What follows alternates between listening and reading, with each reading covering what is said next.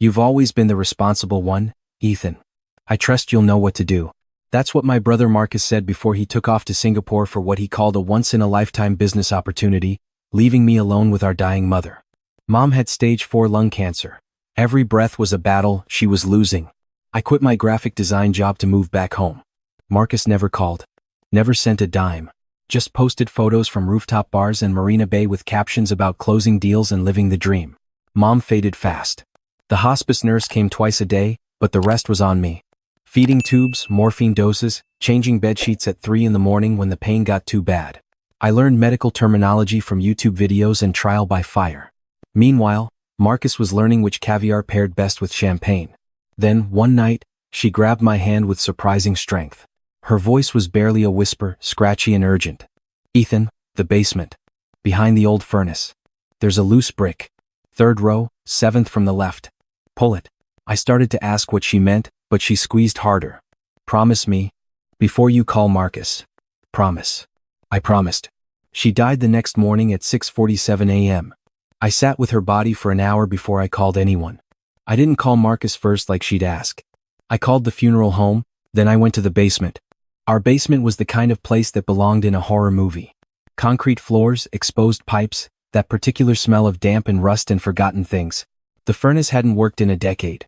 Just sat there like a monument to all the repairs Dad never got around to before his heart attack 5 years ago. I counted bricks. 3rd row, 1, 2, 3, 4, 5, 6, 7. The brick shifted when I touched it. Came out easier than it should have after 30 years. Inside the hollow space was a metal tin, the kind that used to hold Christmas cookies. Inside that, a stack of photographs held together with a rubber band that disintegrated when I touched it. The top photo stopped my heart. Sarah. My little sister, Sarah, who died in a house fire 15 years ago when she was 8. I was 14. Marcus was 19. I remembered that night like it was burned into my brain. The smoke detectors screaming. Marcus pulling me out of my bedroom window. The firefighters going in for Sarah. The captain coming out alone, shaking his head. The funeral with a closed casket because there wasn't enough left to show. Except here was Sarah in this photograph. Not 8 years old. Older. Maybe 16, 17. Standing in a white room I didn't recognize, wearing clothes from this decade. She was holding a piece of paper with a date written on it. 3 years ago. My hands started shaking so hard I almost dropped the tin. I grabbed the next photo. Sarah again, older still. The paper in this one said 2 years ago. Another photo. 1 year ago. The most recent one had a date from 6 months before Mom got her diagnosis. She'd been alive this whole time. I dumped the rest of the tin on the concrete floor. More photos, all of Sarah at different ages, all holding dated signs like some kind of proof-of-life ransom situation. And at the bottom, a key. Small, silver, with a red tag. The handwriting on the tag was Mom's. One word, storage. There was a sound above me. Footsteps on the first floor. My whole body went cold.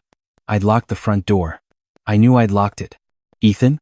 Marcus's voice echoed down the basement stairs. That you down there? I got the first flight back when I heard. Where's Mom? I shoved everything back in the tin, pocketed the key, and climbed the stairs on legs that felt like water. Marcus stood in the living room in a designer suit that probably cost more than I made in a month back when I had a job. His face was perfectly composed in an expression of concern that didn't reach his eyes. She passed this morning, I said. He nodded slowly. I should have been here. I should have come back sooner. Yeah, you should have. We stood there in the house we grew up in, surrounded by Mom's things and the ghost of our dead sister who apparently wasn't dead, and I wondered if he could hear my heart trying to hammer its way out of my chest. I wondered what his face would look like when I asked him about the photos. But something stopped me. Some instinct for self-preservation. I need to handle the funeral arrangements, I said instead. You must be exhausted from the flight. Why don't you get some rest? He studied my face for a long moment. Sure. Yeah. I'll grab a hotel. We can talk about everything tomorrow. He moved toward the door, then paused. You didn't go through any of Mom's stuff yet, did you? Any papers or boxes or anything? No, I lied. Why? Just wondering. You know how she was about keeping everything. Probably a lot to sort through. After he left, I sat on the floor with my back against the door and Googled storage facilities near our address. Found one 3 miles away. I called, gave them the unit number stamped on the key, confirmed it was rented under Mom's name. The woman on the phone said it had been paid through the end of the year. I drove there at midnight. The place was one of those sprawling complexes with rows and rows of identical orange doors, security cameras every 50 feet, and keypad entry gates. Mom's unit was in the back corner. Building E, Unit 47. The key turned. The door rolled up with a metallic shriek that seemed loud enough to wake the dead. The space was maybe 10 by 10 feet. Most of it was empty except for a twin bed with rumpled sheets, a mini fridge, a small TV on a folding table, and stacks of books. On the wall, someone had marked days. Thousands of tally marks scratched into the metal with something sharp. Years' worth. And in the corner, wrapped in a blanket, was my sister. She scrambled back when the light hit her, hands up like she expected to be hit.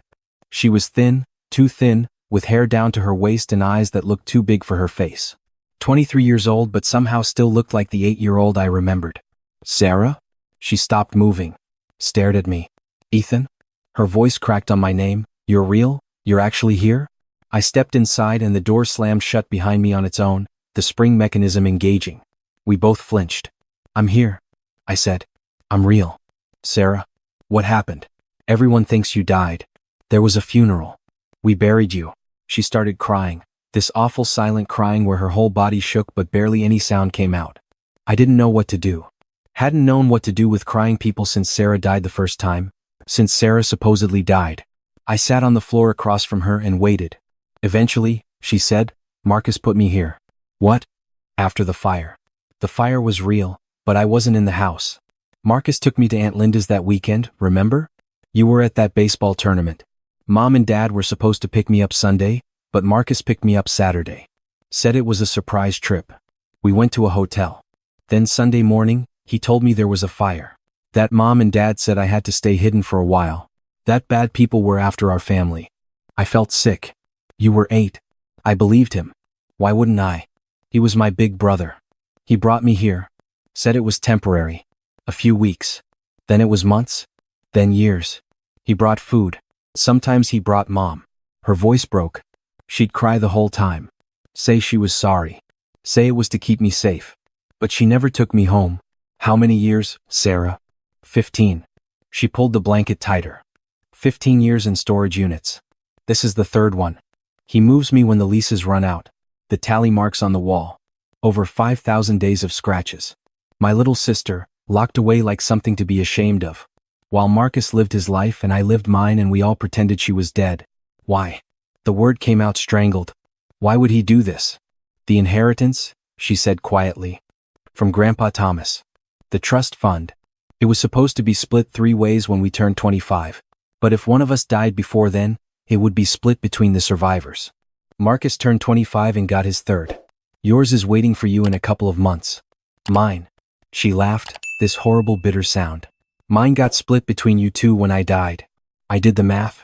Marcus got his share at 25, 6 years ago. That was around when he'd started his business, bought his first property. Built his empire on blood money and a murdered childhood. Mom knew? Sarah nodded. Dad didn't. Dad thought I really died. Marcus made sure of that. But Mom found out when I was 12. She wanted to bring me home, but Marcus said he'd disappear me for real if she tried. Said no one would believe her. That everyone knew I died. So, she just visited, brought me things, told me about your lives. She looked at me with those 2 big eyes. She told me you became a designer. That you're talented. That you look like Dad. I wanted to throw up. Wanted to scream. Wanted to grab Marcus by his designer collar and throw him through a window. But Sarah was here, real and alive and shaking in front of me, and that had to matter more than my rage. Come on, I said, standing up. We're leaving. Where? Anywhere but here. My apartment. A hospital. The police. Anywhere. She stood, wobbly on legs that probably didn't walk much. I helped her to my car. She flinched at every sound, every light, every car that passed. The world had moved on 15 years without her and she was terrified of it. I took her to my apartment, gave her my bed, and slept on the couch with my phone in my hand and a baseball bat next to me, when Marcus called at 7 a.m. asking about funeral arrangements. I told him to meet me at Mom's house at noon. I got there early. Walked through every room of the house we grew up in, seeing it different now. The photos on the mantle that stopped including Sarah after 2011. The way Mom's smile never quite reached her eyes in any picture taken after the fire. The guest room that used to be Sarah's, converted to an office, like erasing her was easier than remembering. Marcus showed up at noon exactly, Because he was always exactly on time. He had papers with him. Funeral home brochures, cemetery plots. Playing the grieving son perfectly. We should talk about the estate, he said, spreading papers on the kitchen table. Mom's house, her accounts. I know this isn't the time, but practically speaking. I found her, I said. He stopped mid-sentence. What? Sarah. I found Sarah. The mask slipped. Just for a second. But I saw it. The flash of panic, the calculation, the shift from grieving brother to something colder. Ethan, you're not making sense. Sarah died 15 years ago. In the storage unit. Behind the old furnace, there's a loose brick. Mom told me where to look before she died. I found the photos, Marcus. I found the key. I found our sister, alive, in a 10 by 10 cell you've been keeping her in since she was 8 years old. He went very still. Where is she now? Somewhere you'll never find her. You don't understand what you're doing. His voice stayed level, reasonable, like he was explaining something simple to someone slow. This was necessary. The trust fund. You buried our sister alive for money. I secured our futures. Yours too. You've been living off that inheritance money whether you want to admit it or not. The funeral costs. Mom's medical bills. This house, where do you think that money came from? I stepped closer. You're going to turn yourself in. He laughed. Actually laughed. No, I'm not. Think about it, Ethan. Who's going to believe you? Sarah's been legally dead for 15 years. She doesn't have ID, social security number, medical records, school records, nothing. Even if you go to the police, what are you going to tell them? That you found a girl who claims to be your dead sister. They'll think she's disturbed. They'll think you're disturbed. I have the photos. Photos can be faked. Probably will look like you faked them for insurance fraud. For a bigger cut of the inheritance. He straightened his jacket. Here's what's going to happen. You're going to drop this. Sarah is going to go back where she belongs, or disappear permanently this time. You and I are going to bury our mother and split her estate like normal grieving sons. And if you try to fight me on this, I will destroy you both. He moved toward the door. I didn't try to stop him, just pulled out my phone and played the recording I'd been making since he walked in. His face went white. I'm not 14 anymore, Marcus. I'm not the kid you could manipulate and control. I hit stop on the recording. This is going to the police. Sarah's giving a statement right now at the station downtown with my lawyer. They're doing a DNA test to confirm her identity. And you're going to prison for kidnapping, fraud, and whatever else they can charge you with. He stood there for a long moment, processing. Then he ran. Just bolted out the front door like he could outrun what was coming. I'd already called the police from the car that morning. They were waiting outside. I heard the shouting, the scuffle, the click of handcuffs. The trial took 8 months. Marcus's lawyers were good, but the evidence was overwhelming. The storage unit, the payments from his accounts, the DNA test, Sarah's testimony. Mom's medical records showed she'd been treated for severe anxiety and depression for years, prescribed medications that only made sense if you knew she was carrying the weight of a horrible secret. The jury found him guilty on all counts.